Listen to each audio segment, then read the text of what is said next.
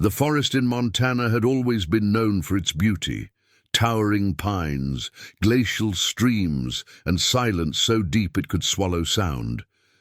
But on that crisp autumn afternoon in 2014, something inside those woods swallowed something else: a teenage girl named Lily Mae Carter.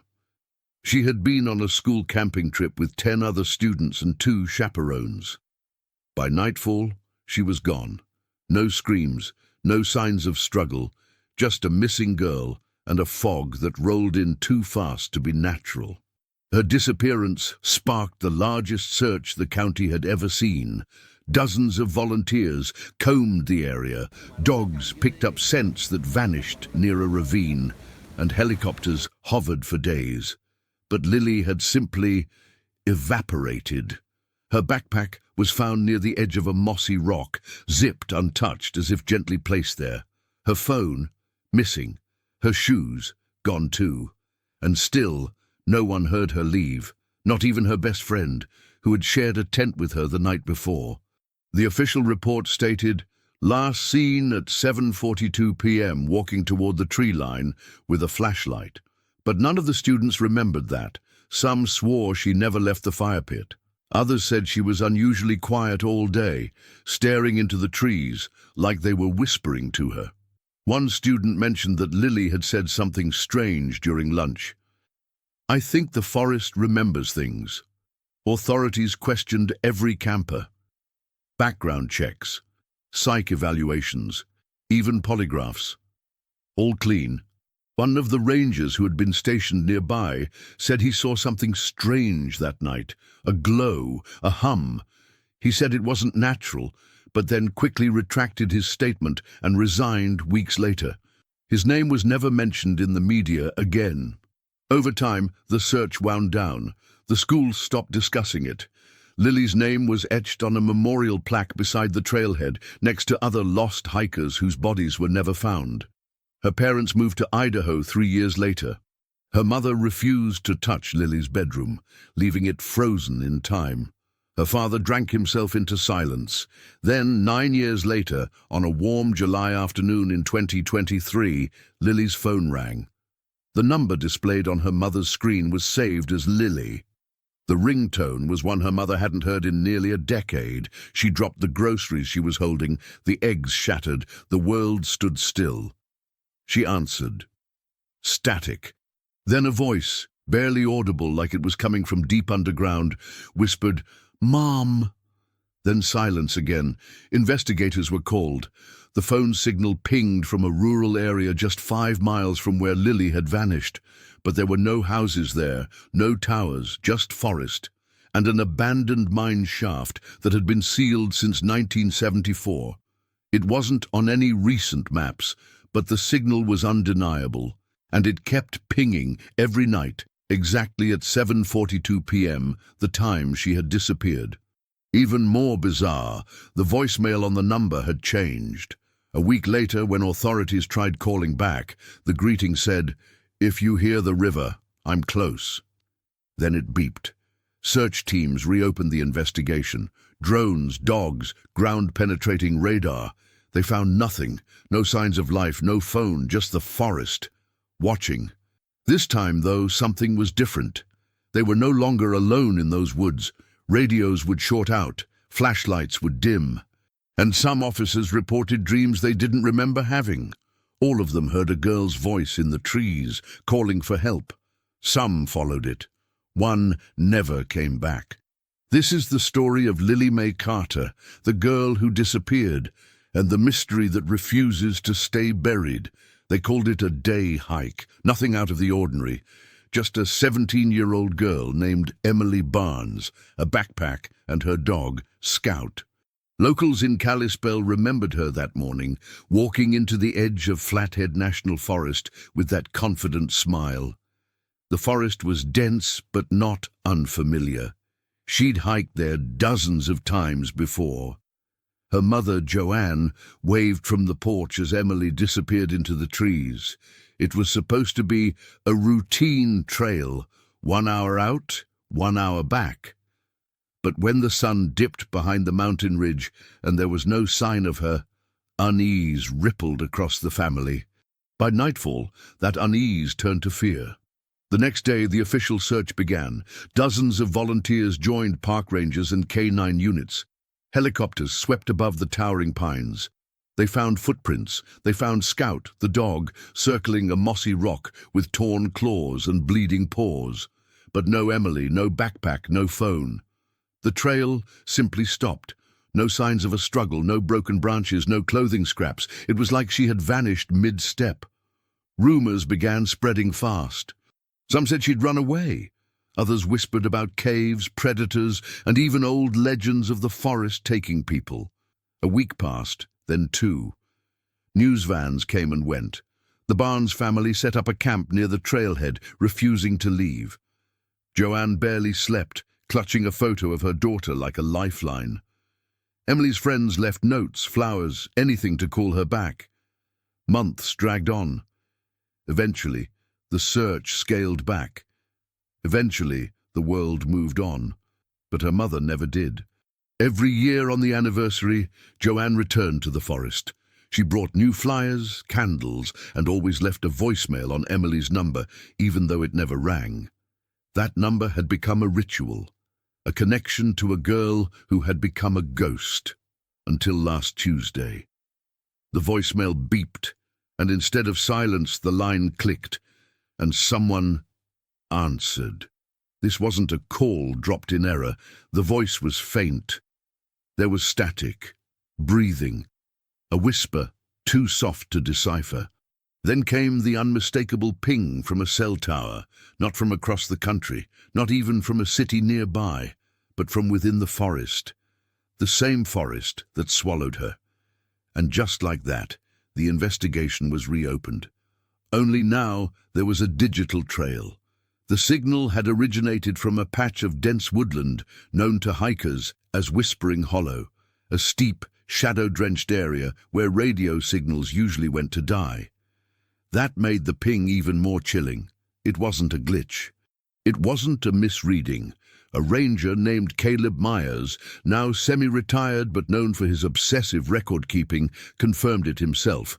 He'd been one of the original responders in Emily's disappearance and never stopped believing something was off. He told the authorities, "I walked those trails 100 times. There was never any sign she left them. It was like the forest just took her." Now, 9 years later, he suited up again. With permission from the sheriff's office and accompanied by a tech specialist and 2 deputies, Caleb entered Whispering Hollow. The trees there were older, taller, and oddly silent. The group's radios crackled with interference the deeper they went. Birds stopped singing. GPS lagged. The tech guy, Carter, kept staring at his equipment like it was lying to him. "I swear, the signal's coming from below us," he muttered. "Not a hill. Underground." Caleb froze. There were rumors about the area, old mining shafts from the 1800s that had been sealed off or forgotten. Dangerous, unstable, and maybe not entirely mapped. As they advanced, they stumbled upon a curious sight. A broken tree, its base blackened as if struck by lightning, but no signs of a storm, and near its roots, something metallic glinted beneath a layer of pine needles. Carter knelt and uncovered it, a phone battery, an older model, a model from 2013, Emily's year. The serial number was still visible. It matched her phone records. Nobody said a word for nearly a minute.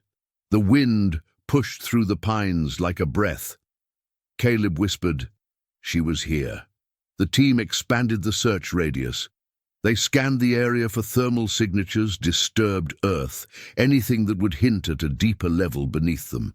That's when they found the sinkhole.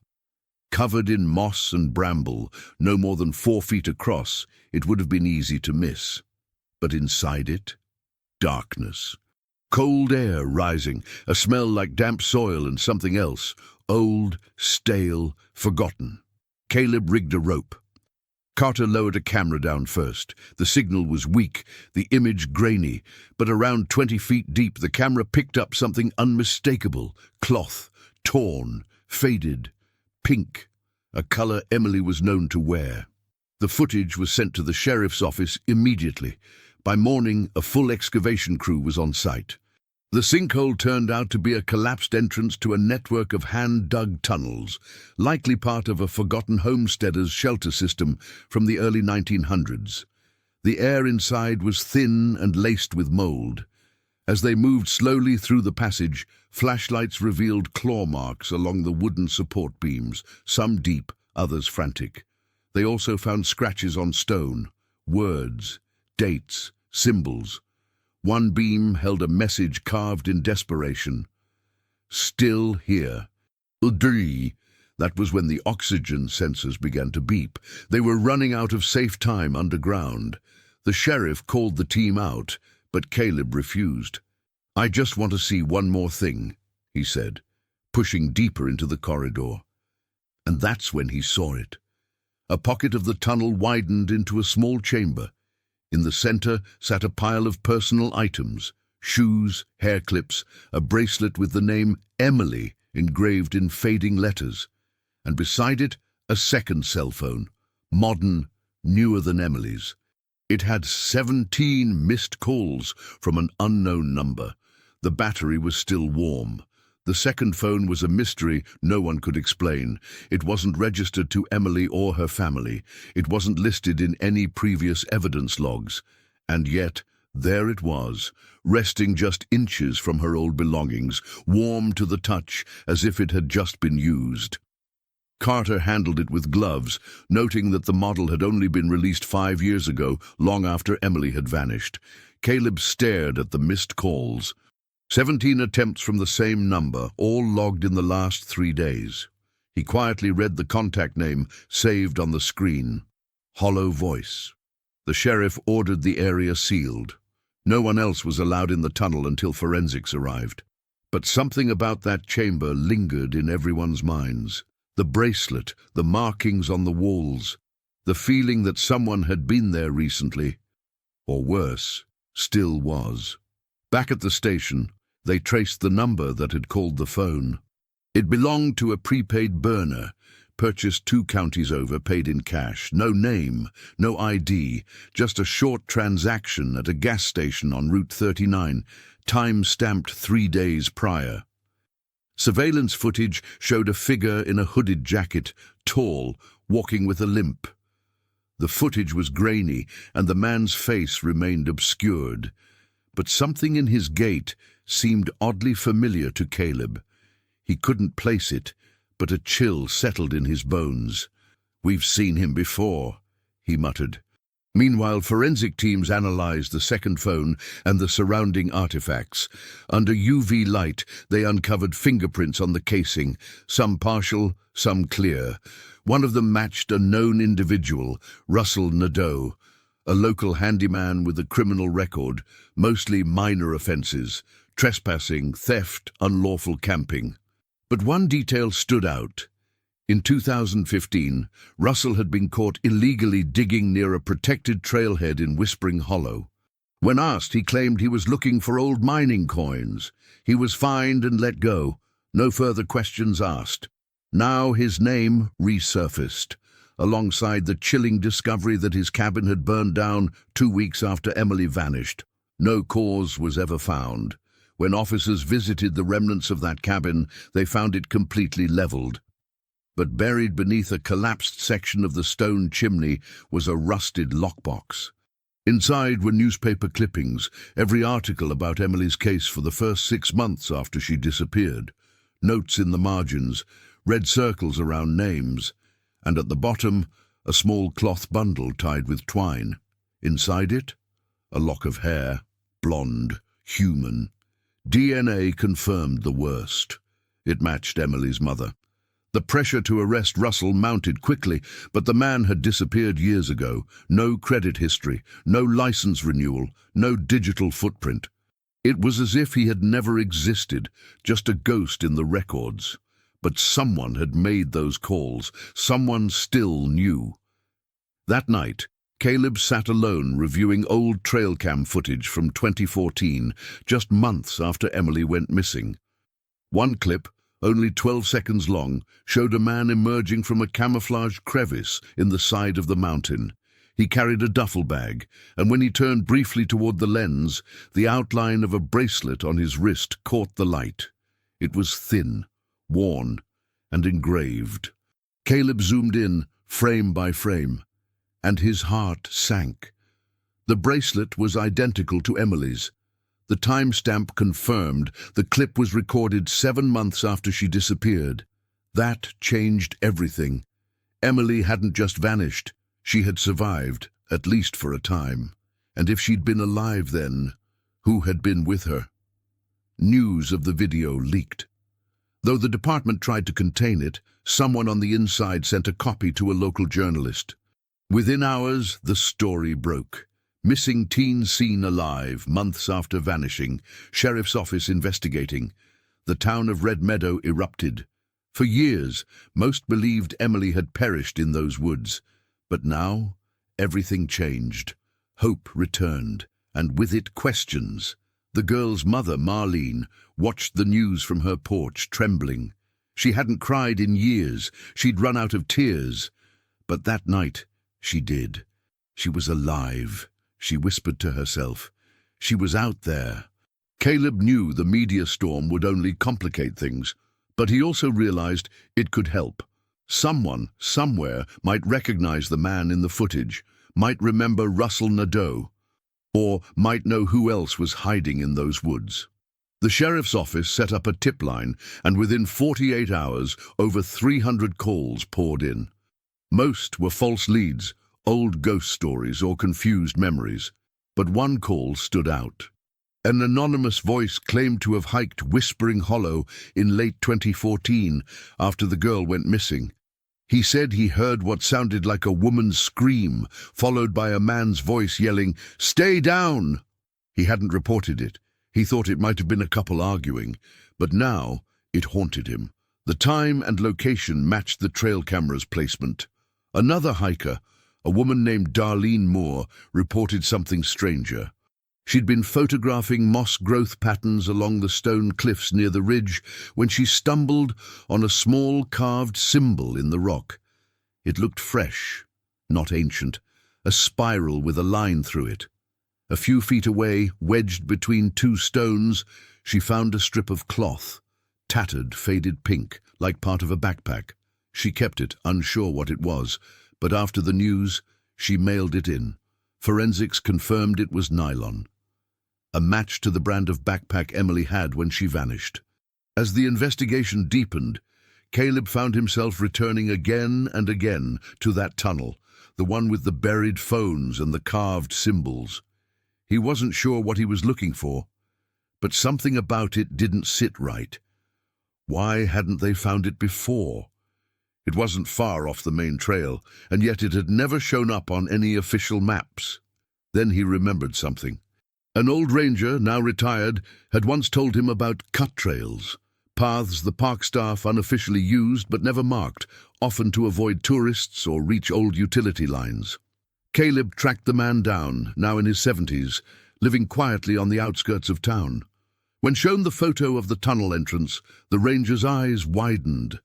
"That's the North Hollow shaft," he said slowly. "Wasn't supposed to be there.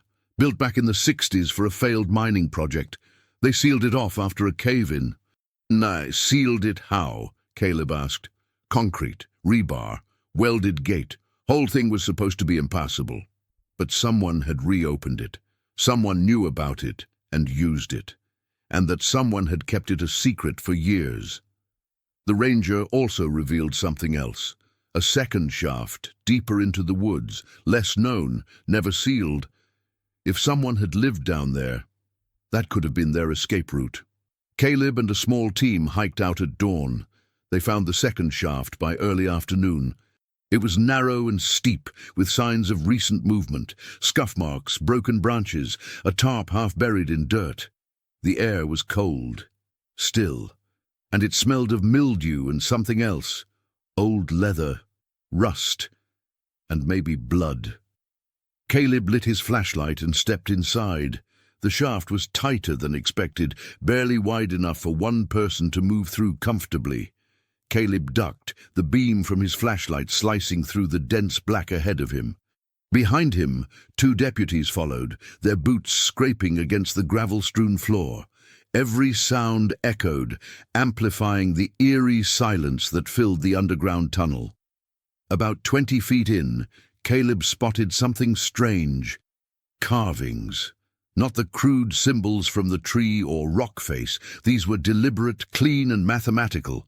One looked like a spiral, another like a compass rose, and a third resembled an eye. "This isn't graffiti," Caleb muttered. Someone was trying to say something. As they pushed further, they found remnants of human presence, a rusted camping stove, a dirty sleeping bag, and stacks of cans with faded labels. One corner of the chamber had dozens of Polaroids pinned to the wall with nails and wire. Caleb's breath caught. The photos were of girls. Some looked scared, others disoriented. None of them looked recent. Emily was there. Her hair was longer, her face thinner, her eyes hauntingly blank. In one photo, she was seated beside another girl with dark skin and braids, holding hands. Beneath it, someone had scribbled in red ink, "Day 83, still won't speak." The horror was undeniable. This wasn't a hiding spot. It was a prison. They had stumbled onto something far darker than a missing persons case. They had uncovered what might be evidence of serial captivity. One of the deputies called for backup. As they waited, Caleb carefully examined every inch of the tunnel. Behind an old mattress, he noticed a vent. Small, circular, but clearly functional. He shone his light inside. It led down. A metal ladder descended into a narrower shaft. "We have to go down," he said. The second shaft opened into a chamber carved directly from bedrock. It was colder here, more still. At the center was a steel chair bolted to the floor, leather straps attached to the armrests. A small table nearby held tools, pliers, duct tape, rope, and a worn leather-bound journal. Caleb opened it. The handwriting was frantic, messy, pages filled with symbols, names, dates, and disturbing notes like "The voice returns on day 60" and "Only one can hear the trees now." Then he saw something that made his blood run cold. A sketch of Emily. Underneath it, "The forest doesn't want her to leave." The entry suggested the author believed in some mystical connection to the woods, a guardian, a voice. He wrote as if the forest instructed him on who to take, who to release, and who to keep. Back at the surface, the evidence was overwhelming. Forensics confirmed that the shelter had been used for years. DNA from at least 3 unidentified individuals was found. Hair, skin cells, blood. The sheriff's office contacted the FBI. Caleb gave them everything: the journal, the photos, the map of the tunnels. But one thing still gnawed at him. Where was Emily now? If she was seen in that video months after her disappearance, if she was being held here, then either she escaped or something far worse happened. They interviewed dozens of locals, re-examined missing persons reports, and cross-referenced old park employee records. One name kept surfacing: Raymond Greaves, a former seasonal worker from the 80s, known for odd behavior and living off-grid. He was never officially linked to any crimes. But in 2012, just months before Emily vanished, he bought a plot of land on the edge of the forest, completely secluded. When deputies visited the land, they found it abandoned. Empty cabin, overgrown trails. But in the fire pit, someone had burned photographs. One corner, half-charred, showed a girl's arm, a pink bracelet, identical to the one Emily was wearing when she vanished. Caleb stared into the ashes. "She was here," he whispered. "We're close." The team began excavating the burned site with meticulous care. The soil was disturbed in a way that suggested recent activity. Caleb watched as one of the deputies uncovered what looked like the corner of a buried box. After half an hour of careful digging, they pulled it free. It was a metal container, rusted but still sealed. Inside were personal items, a tattered notebook, several cassette tapes, an old Polaroid camera and, most disturbing of all, a necklace with the name Emily engraved on a small silver heart. Caleb opened the notebook. The handwriting inside didn't match the journal found underground. This was smoother, more careful. It looked like a teenager's writing. Page after page was filled with journal entries. Day 4. I keep hearing whispers at night. I think it's coming from the vent. And there's day 17. The girl in the other room stopped answering. I think she's gone. Day 41. I dreamt of fire again. The trees were screaming. Day 62. I don't think I'm alone anymore. Something else is down here. These weren't the words of someone who had simply run away. These were the thoughts of someone trapped, monitored, haunted. The cassette tapes were even more unsettling. When played, they revealed recordings of conversations. Some whispered, some screamed. A girl pleading, "Please, I just want to go home." A man's voice answering calmly, "You'll be home when the forest says you're ready." Caleb's team submitted everything to the FBI. Analysts confirmed the voice was consistent across all the tapes, and it matched with Raymond Greaves' old voice recordings from a 1991 police interview, decades earlier, unrelated to any crime. The deeper they dug into Greaves' past, the darker it became. He had been dismissed from park services for disturbing behavior and inappropriate communication with minors. He was never charged. No one followed up. He slipped through the cracks. Caleb revisited the family, sharing the findings carefully. Emily's mother, pale and silent, clutched the necklace and wept. Her father asked just one question. "Do you think she's alive?" Caleb hesitated. "I think she was. For a long time." That night, something unexpected happened. A man called the sheriff's office, claimed he was hiking in the southern part of the forest and had found something strange. When deputies arrived, they were led to an old root cellar, completely hidden beneath ivy and fallen branches.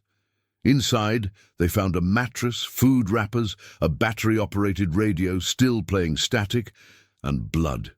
Fresh. It wasn't much, but it hadn't been there long. A forensic team arrived within hours. Blood samples confirmed it wasn't Emily's, but it belonged to another missing teen from 2015. A new question emerged. Had Greaves been working alone, or was someone else continuing his work? Caleb organized a grid search of the area. Drones scanned the forest canopy, while dogs tracked scents through the underbrush. On the third day, near a dried-out creek bed, they found it. A shallow grave. Inside were bone fragments, a shredded shirt, and a plastic ID card, Emily's high school library pass. The bones were too degraded for a full match, but partial DNA pointed to Emily with 88% certainty. Her family held a private memorial the following week, but the case was far from over. Caleb, haunted by the tapes and the journal, couldn't let it go. He believed Emily had been trying to leave a trail, hints for someone to follow. Her writings weren't just a record of pain. They were a map. He pored over every page again and again. In one entry, she mentioned a hollow tree near a place called Whispering Rock. Caleb had never heard of it. Locals claimed the name was made up, but old park records revealed that in 1979, a ranger had reported strange acoustic echoes near a stone outcrop with a hollow pine growing from its center. Caleb packed his gear, checked the coordinates, and set off alone. The forest was quiet, holding its breath. Something waited to be found. Caleb reached the location marked in the 1979 ranger's log just after dawn. The forest was bathed in pale light, casting long shadows that seemed to shift with every gust of wind. The area was remote, miles off any official trail, and the last half hour of the hike had been through thick brush and uneven ground. But when he finally saw it, he stopped cold.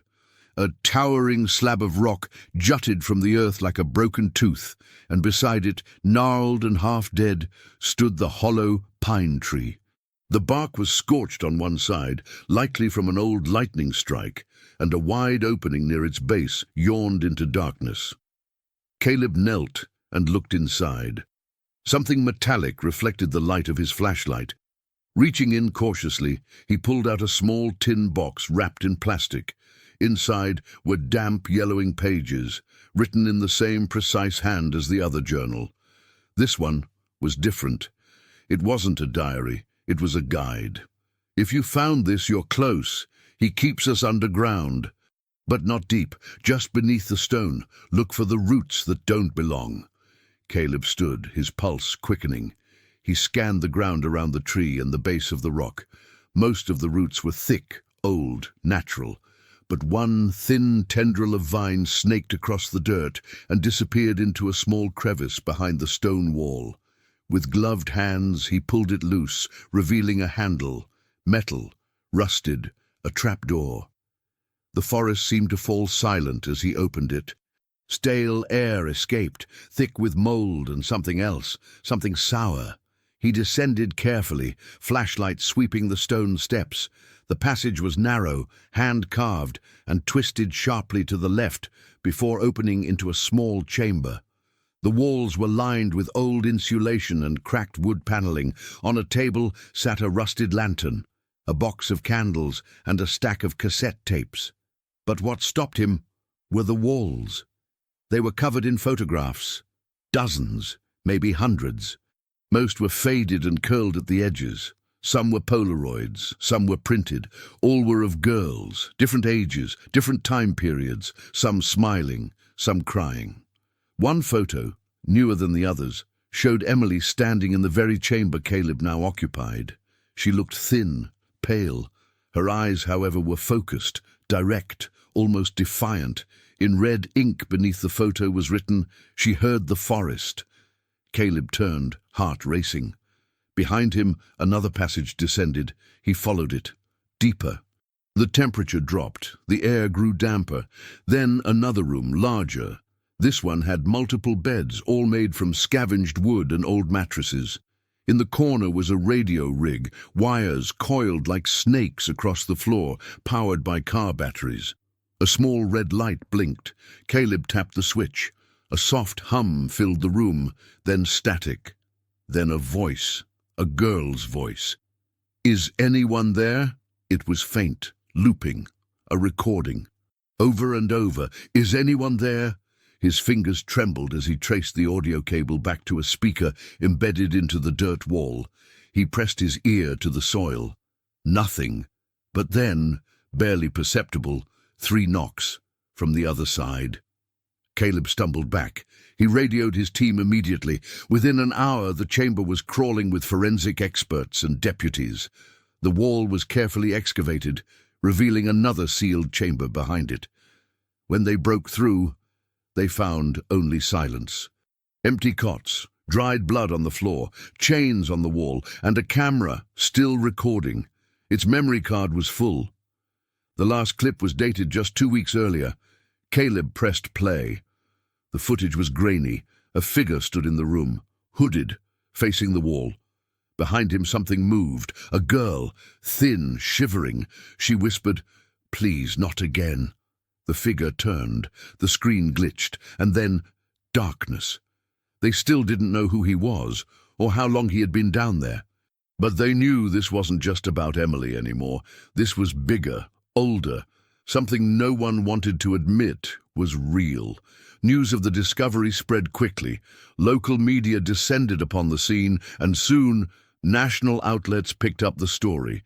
An underground chamber hidden beneath the Montana wilderness, tied to multiple disappearances spanning decades. But amid the buzz and headlines, Caleb and his team remained focused.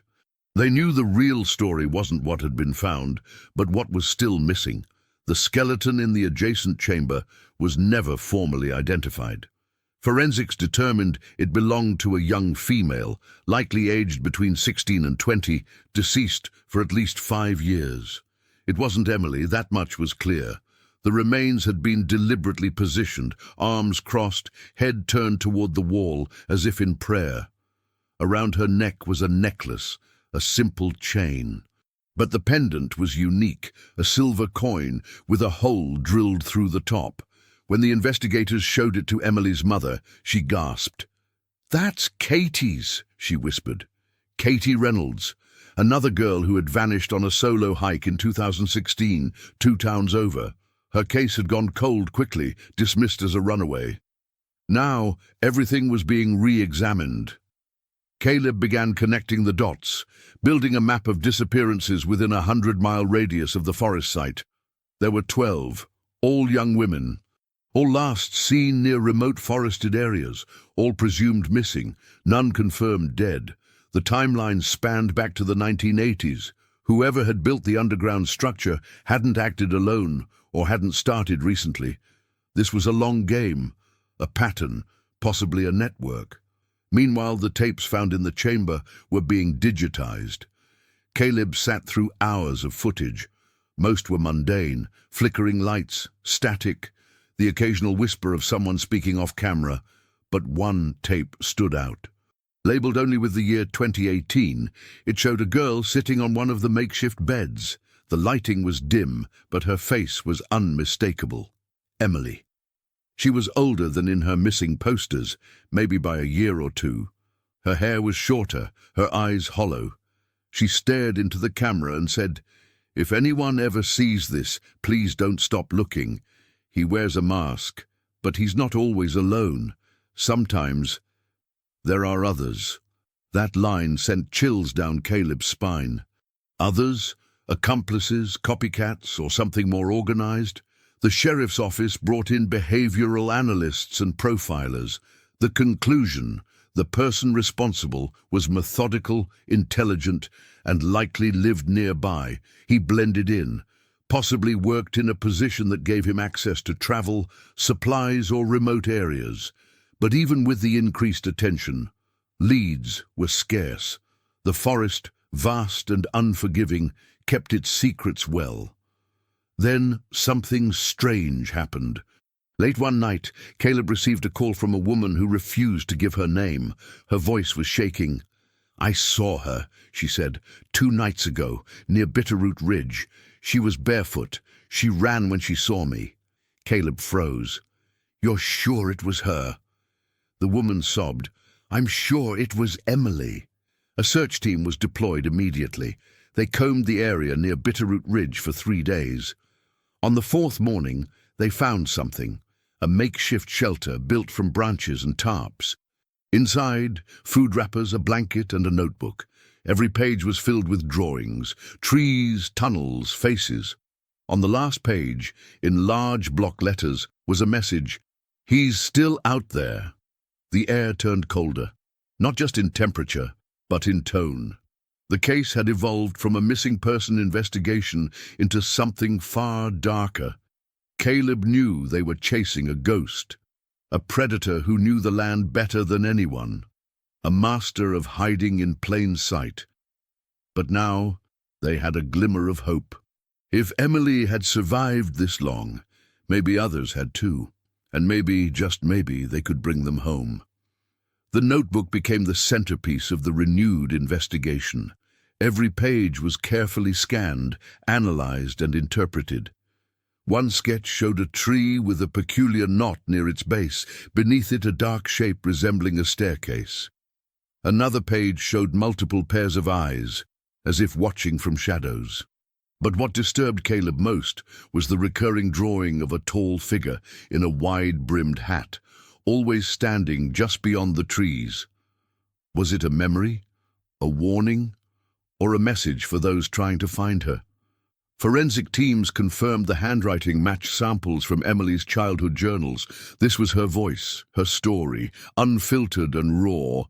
But the question remained: where was she now? And why hadn't she come forward? Caleb theorized that Emily might be living off-grid, possibly suffering from trauma or fearing retribution from whoever had held her captive.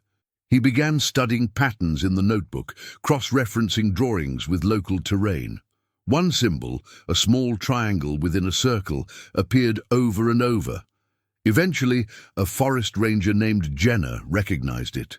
"That's the old fire tower near Devil's Hollow," she said. It's been abandoned for years. Caleb wasted no time. He assembled a small team and hiked out at first light. The tower stood like a sentinel over the forest, rusted but intact. Inside, they found signs of recent activity: an empty canteen, a freshly torn page from a newspaper, and beneath the floorboards a pile of burned photos. One survived the fire, a blurry image of Emily crouched near a creek, looking over her shoulder. Someone had been following her, or documenting her survival. The discovery raised more questions than answers. Who had taken the photo? Was Emily trying to send a signal, or was someone else still playing a game with the investigation? That night, Caleb sat alone reviewing everything. The phone call, the notebook, the drawings, the fire tower, all of it pointed to something deeper than just a kidnapping.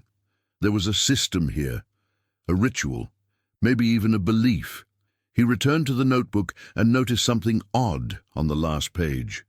Under the message, "He's still out there," a faint indentation like someone had written on the page above it. Using a pencil and shading technique, Caleb revealed the hidden words, Ridge 27, full moon. It was a location and a time. The next full moon was in 2 nights. Caleb debated whether to alert the full team, but something told him this had to be done quietly. If someone was still out there, still watching, he didn't want to scare them off. He contacted only Jenna and a local wildlife tracker named Ben. The 3 of them hiked to Ridge 27 as the moon began to rise. The air was still, too still. They waited in silence, hidden behind a boulder. Then, just past midnight, movement. A figure appeared at the edge of the ridge, slim, wrapped in a blanket, limping. Jenna gasped. "It's her!" Caleb stepped out slowly, flashlight lowered. "Emily." The figure froze. Then, in a voice barely above a whisper, she said, "You're not him." Relief and confusion washed over Caleb simultaneously. "No, I'm here to help you." Emily staggered forward, collapsed into his arms. Her skin was scratched, her eyes sunken, but she was alive. Truly alive. She clung to Caleb like a lifeline and whispered, "He's still in the woods, but he doesn't come alone anymore." Behind them, Ben turned sharply at a noise, branches cracking, but nothing emerged, just the cold silence of the forest. Caleb radioed for extraction, and by dawn, Emily was safe in a hospital, but her warning haunted them all. The monster wasn't gone. He was evolving, and somewhere out there, the forest still belonged to him. The hospital room was dim, lit only by a soft lamp and the hum of machines monitoring Emily's vitals. She hadn't spoken much since being brought in. Trauma had wrapped itself around her like a second skin. Caleb stayed nearby, watching her carefully, not pushing, but ready to listen. When she finally broke the silence, her voice was hoarse. "There were others," she said. Caleb leaned in. "Others like you." She nodded, but not all of them made it. Her eyes welled up. "He kept us underground, a place he called the quiet room. No windows, just dirt walls and a hatch that only opened when he brought food." Caleb clenched his jaw. How many were there? 4, at different times. He'd bring one in, take one out. I stopped counting the days after the second winter. She described the man as methodical, faceless, in memory. He wore a mask, not like Halloween, more like leather, sewn together, and he never spoke, just hummed. Caleb recorded everything she said, knowing each word could be a key to unlocking the larger mystery. Emily recounted how she escaped during a thunderstorm when a flood partially collapsed the tunnel. "I ran for days, ate berries, slept in trees. Then I found the fire tower. I waited, left clues. I thought someone might still be looking for me."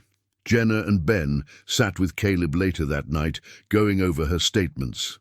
"If what she says is true," Ben said, "we're not just dealing with a recluse. This is a calculated predator, one who knows the land better than we do." Caleb agreed. "And he's still out there, which means others could be too."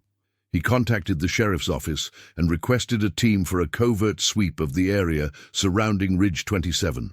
No press, no noise, just a clean operation.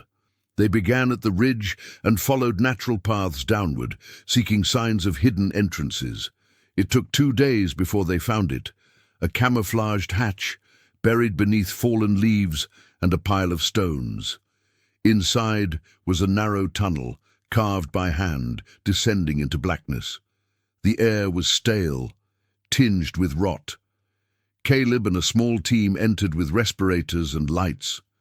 What they found defied belief. A network of chambers, each crudely built but functional. Sleeping mats, chains bolted to stone, scraps of clothing, a broken mirror, and in the farthest room a wall covered in tally marks, hundreds of them. Someone had been counting days, or lives. In one corner they found a bag of driver's licenses. 7 different names, none matched Emily. Caleb's stomach turned. "We've only scratched the surface," he muttered. Forensics teams moved in. The area was sealed off, and investigators began the painstaking work of cataloging everything. Emily was moved to a safe location, her identity for now kept from the public. "He might come back," she warned. "He always said he watches from the trees." Meanwhile, Caleb made a chilling discovery. In the fire tower, under a loose plank, someone had hidden a radio transmitter. It had a timer attached, set to activate monthly. 1 frequency, 1 message, just static, and then a low hum. Emily's hum, the same tune she remembered him humming in the dark. "He was broadcasting her," Caleb said, horrified, "calling her or warning others." The implications were terrifying. Was this part of a larger network? A cult? A group of men who did the same in different forests? Or was it just one man playing God in the woods? Caleb wasn't sure which answer was worse, but he knew one thing. Emily's story wasn't an isolated nightmare. It was a warning, and the forest wasn't done speaking yet. The discovery of the underground chambers shook the entire task force to its core. News of the operation was still kept out of the public eye, but internally it was all anyone could talk about. Caleb spent the night reviewing every photo, every piece of evidence, and every scribbled note Emily had given them. One detail stuck out. Emily had mentioned a name, not of the man, but a nickname she overheard in one of the many whispered exchanges between captives. "The Watcher of Ridge 27. It sounded like folklore, but the location matched. Jenna dug into historical records, folklore databases, and obscure ranger notes. Surprisingly, the name had popped up before, in ranger incident reports from the 1970s and 1980s. Several hikers had gone missing around Ridge 27 over the decades. Reports described hearing humming, seeing shadows at night, and strange carvings in trees. All cases were dismissed as paranoia or accidents. "What if it's generational?" Jenna asked. "Passed down like some sick family ritual?" Caleb's face darkened. "Or it's the same person, someone who's aged, changed locations slightly, but never stopped." Meanwhile, a forensic anthropologist confirmed something haunting. Among the bones found deeper in the tunnels were those of a child, estimated to be around 11 years old. No records matched the dental remains. A child who had never been reported missing. "Who doesn't report their kid missing?" Ben asked. "Unless," Jenna finished his thought, "they were taken from someone who couldn't report it, or didn't know they were taken." That led to a deeper dig, cross-referencing unsolved missing children cases with known drug trafficking routes, migrant crossings, and even cult reports. The team was now looking at a far wider net than just Emily. Then came the footage.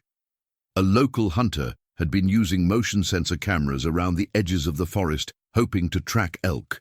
One of his cameras, near Ridge 27, caught something disturbing just days before Emily was found. A figure, tall, wearing what looked like patchwork clothing, standing completely still at the edge of the tree line. No face visible, just stillness. The figure remained in that position for 17 minutes, unmoving, before disappearing into the woods. The timestamp matched the night Emily had reached the fire tower.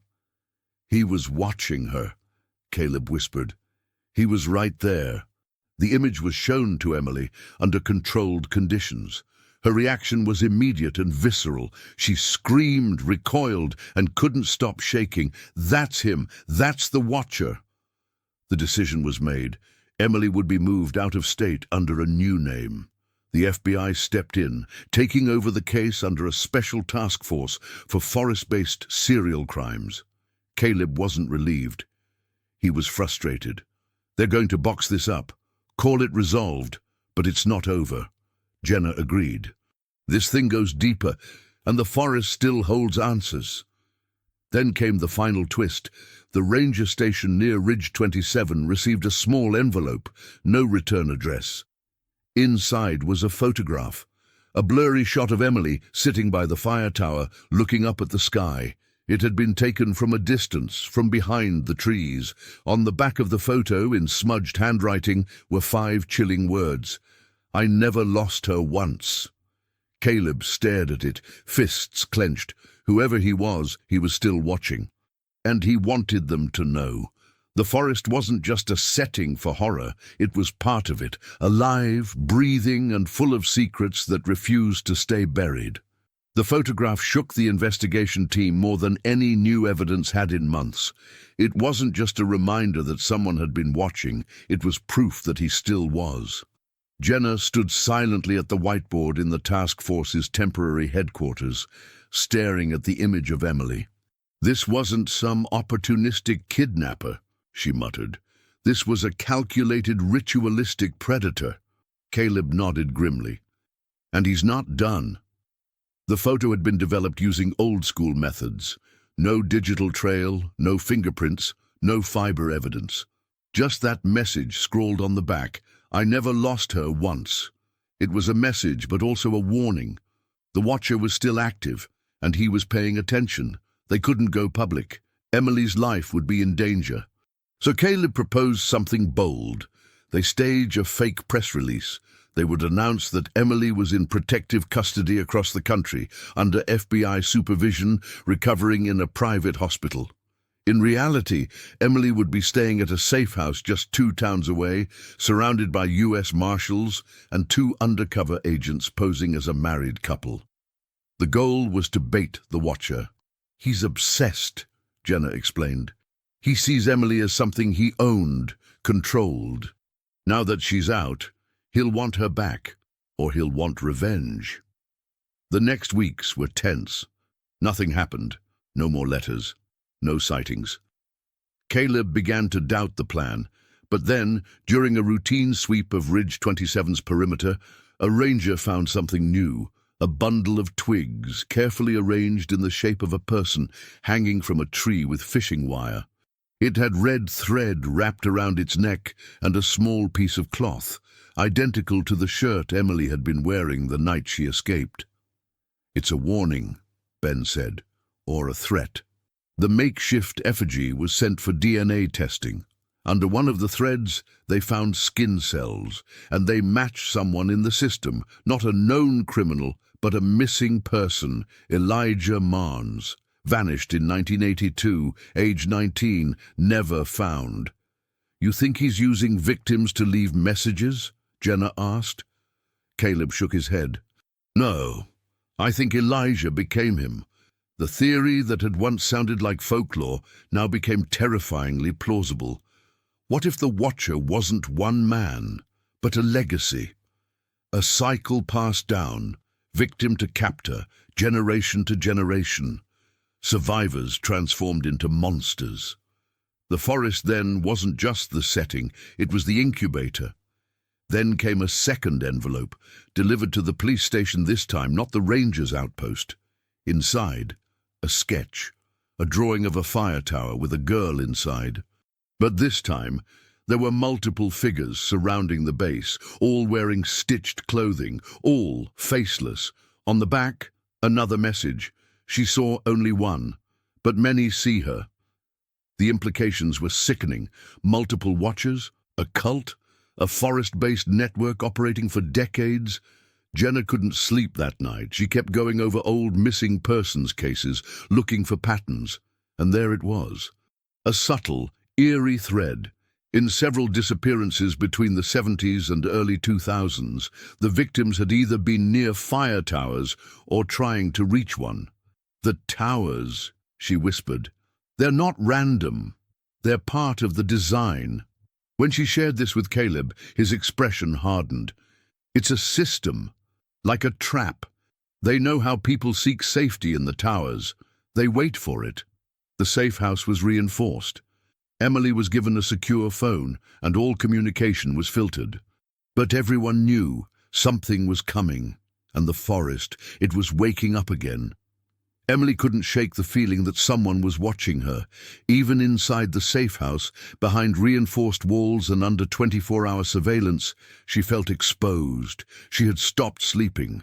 The nightmares came fast every time she blinked too long. In them, she wasn't running through the forest. She was walking, slowly, as if pulled by some invisible thread, and she was always going back to the tower. "It's like something's calling me," she told Jenna during one of their sessions. Jenna's eyes darkened. "That's what he wants." Caleb sat in the adjacent room, listening through the one-way mirror. The psychological grip the watcher had on Emily ran deeper than they feared. But it wasn't just trauma, it was a pattern. Other survivors had exhibited similar behavior. Silent triggers, dreams about fire, feelings of being summoned. Caleb opened a file labeled Project Ashroot. It was a discontinued Forest Service investigation from the late 90s, quietly buried after several agents went missing. Inside were reports from rangers who had described an unmarked zone near Ridge 27, an area where compasses spun and radios failed. The descriptions were vague, but one kept recurring: a ruined watchtower, burned halfway down but still standing. No coordinates were listed, just a name, handwritten in the margin: Widow's Bluff. Jenna and Caleb decided to search it, off the books. They brought only one other agent, Michael, and hiked under cover of night. It took 6 hours to reach what remained of the tower. What they found chilled them. Scattered across the ground were animal bones arranged in geometric shapes, a ring of ash, and deep under a pile of leaves, an old cell phone. Jenna wiped the screen with her sleeve. The battery was dead, but a sticky note was taped to the back.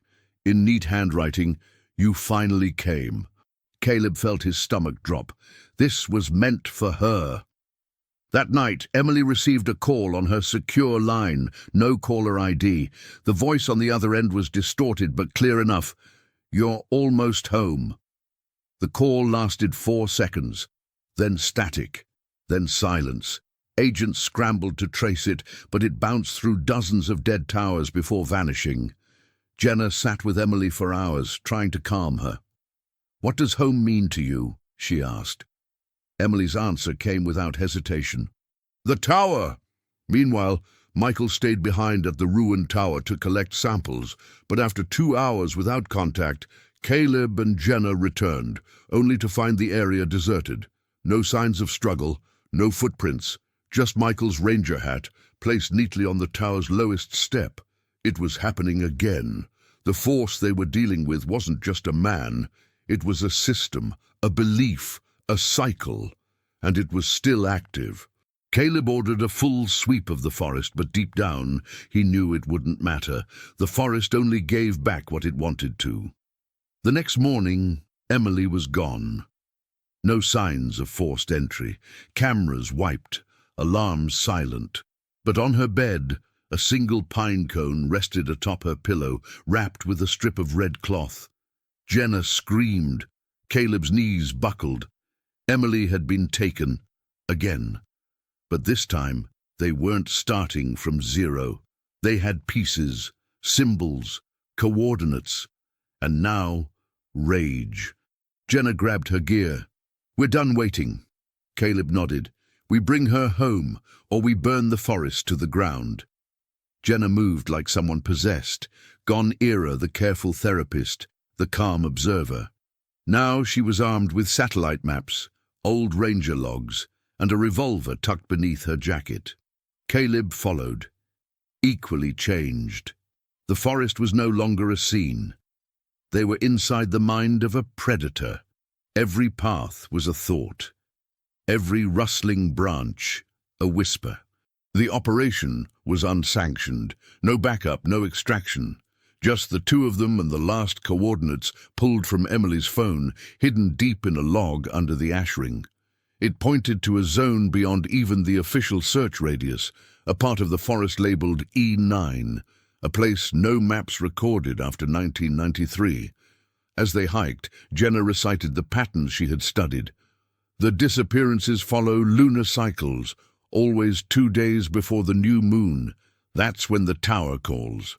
Caleb added, and always near water, creeks, springs, old wells. He needs access to groundwater. For what, I don't know. As they descended into the ravine, the temperature dropped sharply. Snow flurries swirled despite the season. Then they heard it, a faint hum, mechanical, rhythmic, unnatural. They pressed forward until the trees parted, revealing a clearing, and in the center, something unexpected. A hatch. Steel, bolted, weather-worn, but intact. Jenna knelt. This isn't Forest Service. This is military grade. Caleb scanned the tree line. No movement. We open it, he said. With effort, they loosened the bolts and lifted the hatch. A ladder led into darkness. No light, no sound. Just a cold draft of air that smelled like rust and decay. Jenna descended first, flashlight trembling. The shaft opened into a concrete corridor lined with peeling paint and flickering emergency lights. On the wall, faded stencils. Ashroot Observation Post number 3. Her voice cracked. It was real. They moved through the corridor, boots echoing, hearts pounding.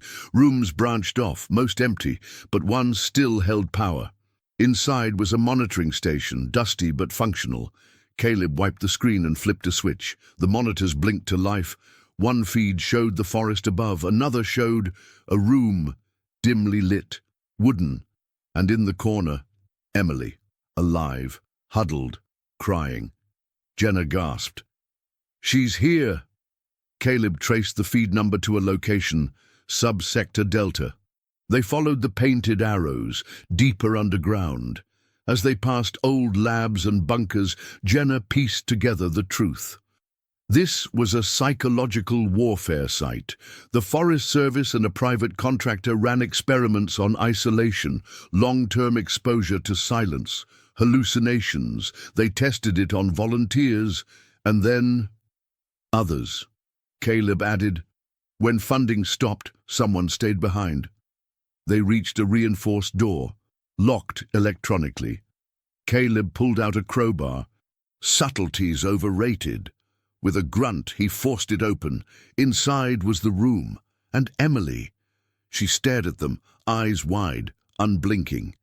You found me, she whispered. Jenna ran to her, but Emily didn't hug her. She backed into the corner.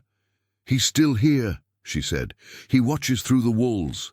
Suddenly, a metal screech echoed through the hallway. The hatch had closed, and the hum had returned, louder. Caleb turned. He knows we're here.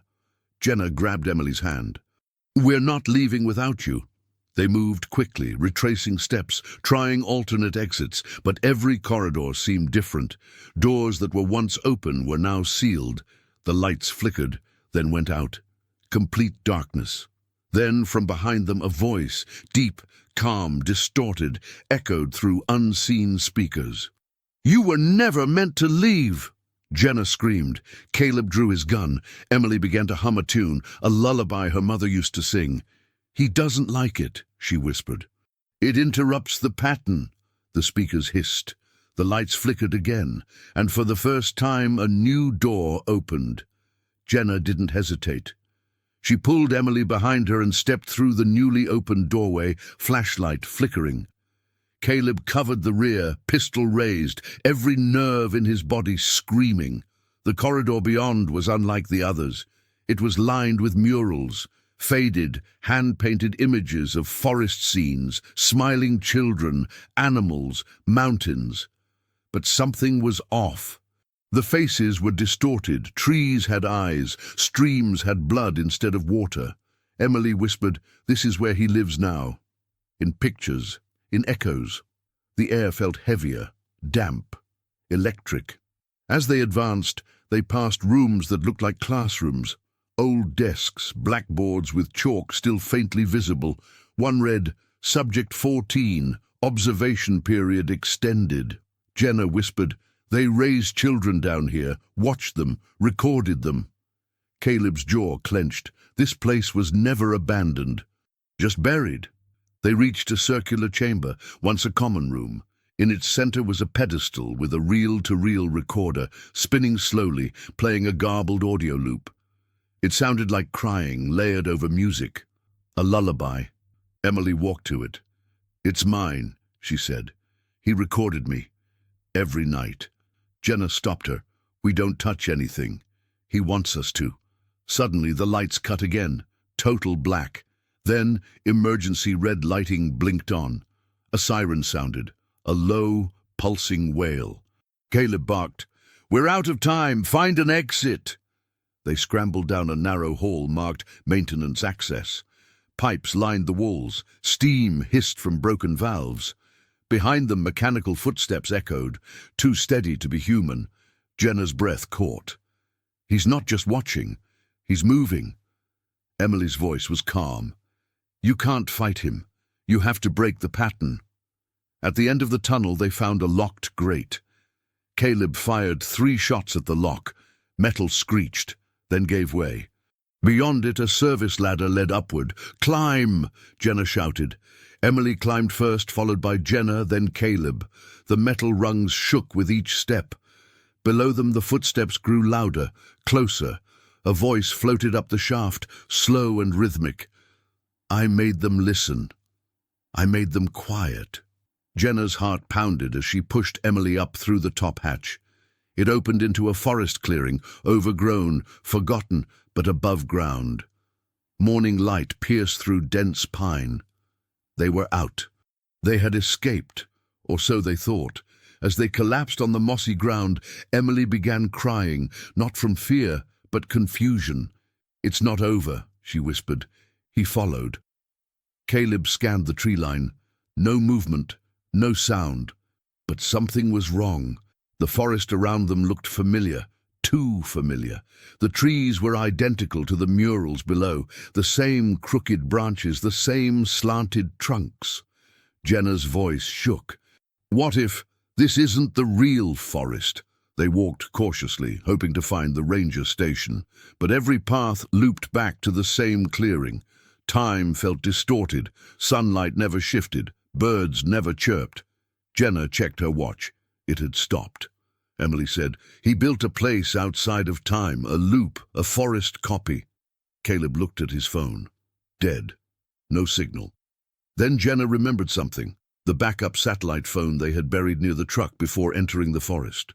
"If we find the truck, we call for extraction, no matter what." They began marking trees with torn cloth, creating a trail. But every time they looked back, the cloth was gone, or had moved, or was tied differently. The loop was adapting, learning. Emily collapsed to her knees. "He doesn't want me to leave again. He kept me too long. Now I belong." Jenna hugged her. "Not anymore. We rewrite the pattern." She pulled out the old recorder from her bag. "We flood the signal, drown his voice." Caleb nodded. "We give him something he can't control." They rigged the recorder to a tree with the speaker facing the forest. Jenna hit play. The lullaby began again, but layered with a heartbeat, a real one, Emily's, recorded hours earlier. The forest seemed to recoil. Trees creaked, wind howled, a deer bolted past them in panic. Then a flash of light like a camera burst from behind the trees. Caleb turned. "He's losing hold," Jenna whispered. "Now we run." They ran through the replica forest as the red light from the recorder pulsed behind them like a warning beacon. The wind tore at their clothes, carrying voices, not words, but fragments of memories.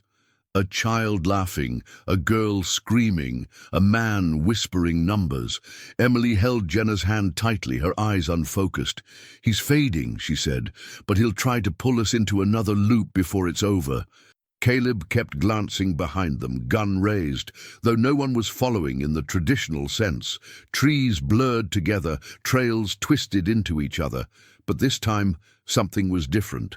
Jenna's cloth markers began to stay put. The path held. "He's weakening," Caleb said, breathless. "Whatever you did with that tape, it's working." They pushed on, and suddenly, through the trees, they saw it. Their truck, parked exactly where they had left it nearly 48 hours ago. Sunlight hit the hood in a way that almost looked divine. Emily froze. "Don't trust it. He wants you to believe you made it." Jenna grabbed her shoulders gently. "Then we test it." Caleb rushed ahead, reached the truck, opened the door, and the keys were still in the ignition. He turned them. The engine sputtered, then roared to life. Real, not an illusion. Jenna and Emily followed. Emily hesitated at the passenger door. "What if I'm not real anymore?" Jenna looked her in the eyes. "Then you're my hallucination, and I'm not leaving without you." Emily smiled, faint and tired, and climbed in. Caleb floored it. The forest flew past. For the first time, GPS worked. They followed the winding trail until it met the main road. It was all real. They drove straight to the nearest ranger outpost. The man on duty dropped his coffee when he saw Emily. You were the girl in the photo 9 years ago." Jenna nodded. "She's back. But we need help and containment." Authorities moved fast. By the time the story reached local news, the site was already being reclassified. Government vehicles rolled in. Tents were set up. The bunker was sealed. Jenna was pulled into briefings, questioned for hours. Caleb as well. Emily underwent every test imaginable, physical, neurological, psychological. But her story never changed. Neither did the recordings Jenna brought back. Audio engineers couldn't explain them. One file seemed to play backwards in real time. Another contained an ultrasound signal not emitted by any known device. Still, to the outside world, the headline was simple: "Teen found alive after 9 years in Montana wilderness." But they knew better. They knew he was still out there, watching, shifting. A week later, Jenna visited Emily at the temporary medical facility. Emily sat by a window, watching birds. "You came back," she whispered. Jenna smiled. "I promised." Emily reached into her lap and handed her a folded piece of paper. "He left this in my pocket before I escaped." Jenna opened it. Inside was a crude drawing, like a child's sketch. 4 stick figures, one circled in red. Below it, 2 words: "Next one." Jenna's stomach twisted. "What does it mean?" Emily said. "He doesn't stop. He just moves on, finds the next one who'll listen to the forest." That night, Jenna couldn't sleep. She replayed the sounds, the voices, the static. Then her phone buzzed. No caller ID. She answered. Nothing but static. Then a soft, distant lullaby. Her own voice, singing, but she had never recorded it. Jenna stared at the phone in her hand, frozen. The static faded, but the lullaby continued for a few more seconds, then cut off. Her own voice.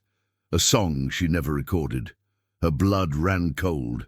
She tossed the phone onto the bed and stood up, pacing. Across the room, Caleb sat upright, alert from sleep.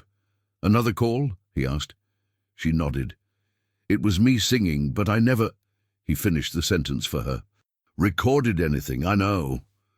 Caleb rubbed his face. "We're not done with him." Morning came grey and heavy. Emily was being moved to a secure mental health facility, funded quietly by the state. Jenna insisted on going with her. As the transport vehicle wound through the trees, Emily suddenly reached out and grabbed Jenna's hand. "He's testing you," she said. "You brought something back, not just me. When they arrived, the building was pristine, modern, but too quiet. As Emily was wheeled inside, Jenna felt something shift in the air. It was like gravity itself pulled sideways for a second. A nurse blinked, confused. Lights flickered. The facility's intercom crackled. A voice whispered through it, so faint only Jenna seemed to notice. She wasn't the first. That night, Jenna began researching other disappearances in the region. She found old police reports, blog posts from hikers, even obscure forums discussing local legends. Again and again the same theme emerged. Someone vanishes. Then a signal, a sound, sometimes a radio, sometimes a call, sometimes even a dream. They always started the same way and always ended with a loss of time, or memory, or sanity. She compiled everything into a single document titled Project Echo. The name came from something Emily said in her sleep. It echoes through us. Jenna submitted the report to every agency but heard nothing back. Until a man in a grey suit approached her at a cafe. No name, just a badge she didn't recognize, and one sentence, "You're not supposed to connect the dots." He slid a flash drive across the table and walked away. Jenna hesitated, then plugged it into her laptop. Dozens of files appeared. Audio clips, GPS coordinates, photos of sites in national parks, many closed to the public without explanation. In one image, a ranger stood before a burned-out tent in Utah, eerily similar to the one Emily had vanished from. Another showed a tree in Oregon with a child's shoe nailed to it. One folder was named Whispers. Inside, raw audio files. Jenna clicked one. Static. Then, her own name, whispered by Emily's voice. But the metadata showed it was recorded 4 years before Emily was found. Time was folding on itself. The forest wasn't just hiding people, it was storing them, replaying them, rewriting them. Jenna made a decision. She returned to the Montana Trail, alone. She carried only a recorder, a flashlight, and Emily's torn diary. She walked for hours. Then the forest grew quiet. Too quiet. Not even birds. She placed the recorder on a rock and spoke directly to the trees. "I know you're watching. I know you're listening. I'm not afraid." A breeze picked up. Then a voice, her voice, from deeper in the woods, calling her own name. Jenna turned to face it and smiled. She pressed record and stepped forward. The screen fades to black. A final subtitle appears. Jenna Harper's body was never found. Her recorder, however, was recovered, still running, battery full, 9 years later. A soft lullaby plays again. Then silence.